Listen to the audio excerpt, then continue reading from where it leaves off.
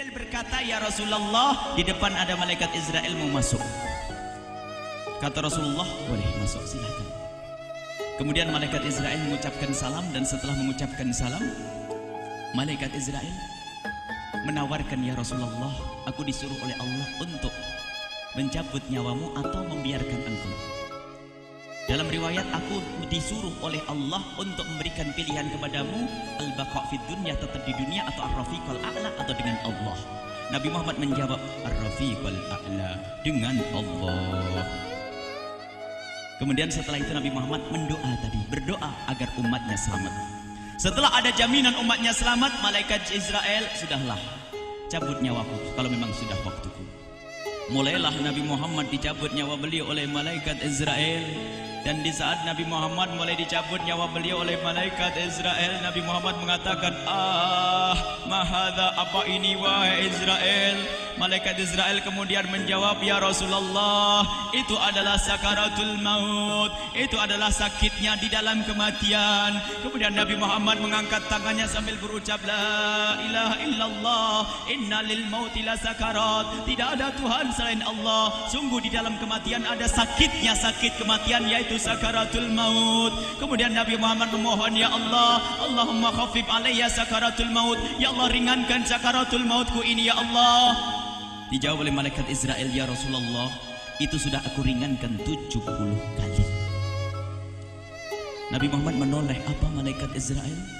Sudah kau ringankan 70 kali keringanan? Iya ya Rasulullah, sungguh aku tidak pernah mencabut seorang hamba lebih lembut dari cara mencabut nyawamu. Ini sudah aku ringankan 70 kali. Setelah itu justru Nabi Muhammad menangis, Israel, 70 kali rasanya masih sakit. Iya ya Rasulullah, memang itu sakaratul maut. Lalu bagaimana engkau mencabut umatku, wahai Israel?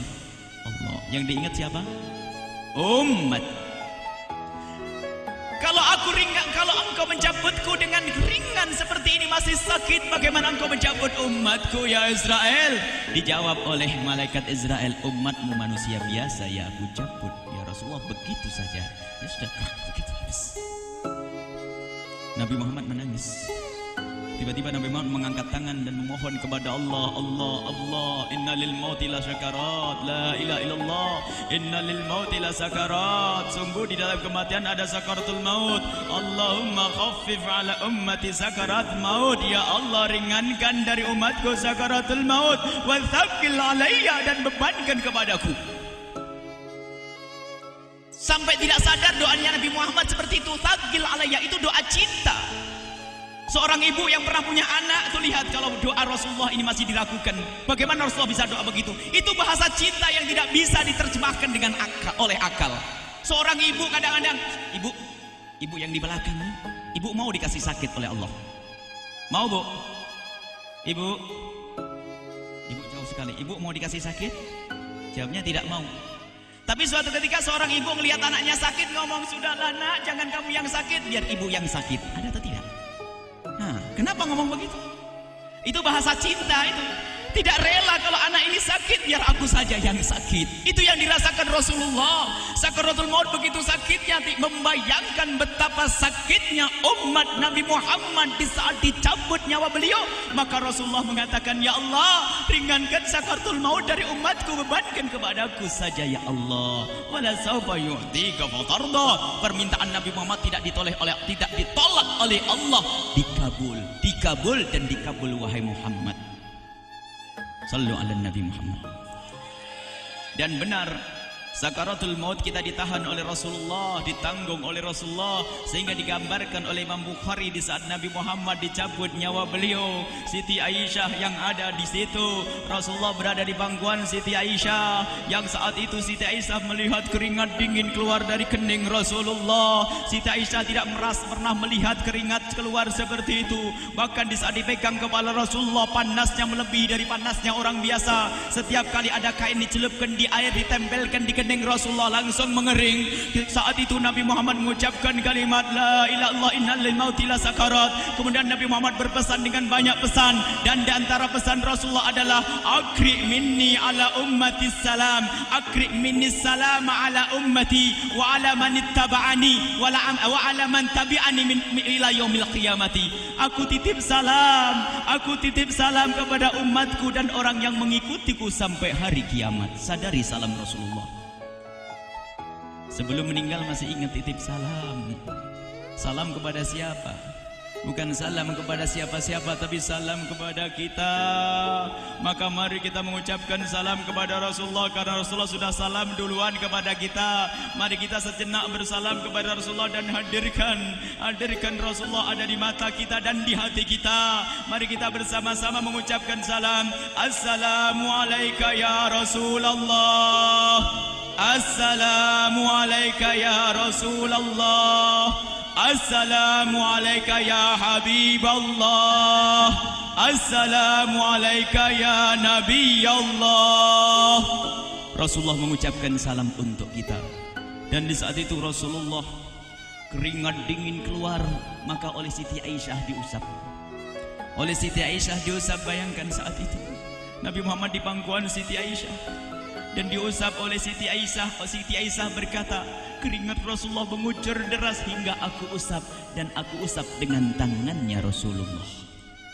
Diusap dengan tangannya Rasulullah.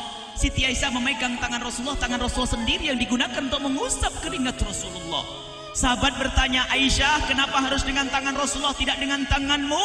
Lihat jawab Siti Aisyah, karena tangan Rasulullah lebih lembut dari tanganku. Sallu ala Nabi Muhammad. Masih sempat nyanjung itu sahabat Nabi. Dalam keadaan begitu masih menyadari kelembutan tangan Rasulullah, jasad Rasulullah, kemuliaan Rasulullah sallallahu alaihi wasallam. Dan aku lebih menginginkan bahwasanya yang menyentuh jidat Nabi Muhammad adalah tangan yang paling mulia di dunia dan di akhirat. Siti Aisyah enggak berani menyentuhkan. Pengennya yang disentuhkan di kening Rasulullah adalah tangannya Rasulullah sallallahu alaihi wasallam. Kemudian setelah itu Nabi Muhammad merasakan sakit yang sangat untuk kita. Kemudian Nabi Muhammad mengangkat tangan tinggi-tinggi mengucapkan la ilaha illallah inna lil mauti la sakarat. Tiba-tiba tangan itu semakin turun dan ditangkap oleh Siti Aisyah.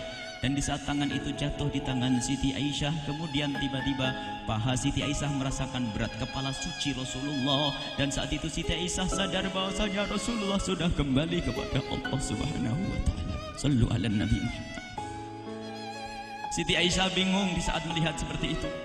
Ditaruh pelan-pelan wajah Rasulullah. Sambil menangis lalu berkata, Rasulullah sudah meninggal.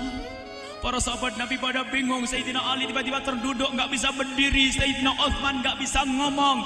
Ada orang Sayyidina Zaid berkata, aku baru melihat Rasulullah. Setelah ini aku tidak mau melihat lagi selain Rasulullah. Ya Allah, butakan mataku. Aku tidak ingin aku kotori mataku dengan selain Rasulullah. Dan dibutakan oleh Allah. Bermacam-macam kejadian saat itu. Madinah heboh luar biasa dengan meninggalnya Rasulullah sallallahu alaihi wasallam. Dan sungguh meninggalnya Nabi Muhammad adalah menghidupkan hati yang mati kalau orang faham. Tiba-tiba Sayyidina Abu Bakar datang. Setelah Sayyidina Umar mengatakan, siapa yang mengatakan Muhammad meninggal akan aku penggal lehernya. Jangan seperti orang-orang Nabi Muhammad sekarang lagi pergi seperti waktu Musa pergi kepada Tuhannya, kepada Allah, nanti akan kembali kepada kita. Muhammad belum meninggal. Ini adalah karena kecintaan Sayyidina Umar bin Khattab, tidak ingin Nabi Muhammad pergi. Tiba-tiba datang Sayyidina Abu Bakar As-Siddiq lalu masuk ke kamarnya Rasulullah, lalu masuk kepada Rasulullah, kemudian mengecup kening Rasulullah. Dan Sayyidina Abu Bakar berkata, ya Rasulullah, tibta hayyan wa mayyita. Ya Rasulullah, engkau tetap harum dalam keadaan hidup dan harum setelah meninggal dunia. Sallu ala Nabi Muhammad. Hingga sampai setelah hari besoknya meninggal Rasulullah Senin sore, Selasa malam, Rabu dikubur Rasulullah sallallahu alaihi wasallam. Setelah dikubur, Sayyidat Fatimah bertanya kepada Sayyidina Abdullah ibn Abbas, Sayyidina Anas, wahai Anas, hai Anas, sambil menangis Sayyidat Fatimah Zahra, hai Anas, bagaimana engkau tega? Atabat anfusukum an tahtu ra'sa Rasulillah. Apakah engkau rela menaburkan debu di atas kepala Rasulullah? Sayyidina Anas menangis kaget, ya wahai binta Rasulullah, kalau kami tidak dilupakan oleh Allah, niscaya tidak ada yang bisa mengubur Rasulullah. Jadi saat itu dilupakan oleh Allah, sehingga mereka tidak menyadari melakukan itu semua. Kalau mereka sadar, tidak akan bisa mengubur Rasulullah sallallahu alaihi wasallam. Ini yang diungkapkan oleh Sayyidina Anas, kalau seandainya kami tidak dilupakan oleh Allah, niscaya kami tidak akan mampu mengubur Rasulullah sallallahu alaihi wasallam.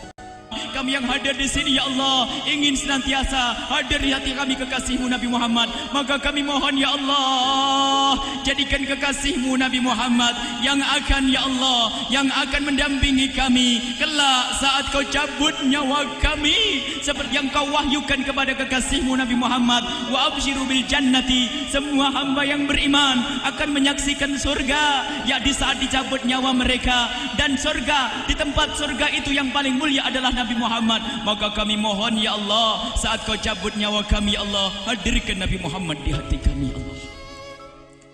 Dan kami mohon, ya Allah, saat di alam barzah nanti, ya Allah, saat yang sangat mengerikan itu, ya Allah, kami mohon hadirkan kekasih-Mu Nabi Muhammad, sehingga kami tidak takut dan gentar lagi dengan malaikat mungkar nakir.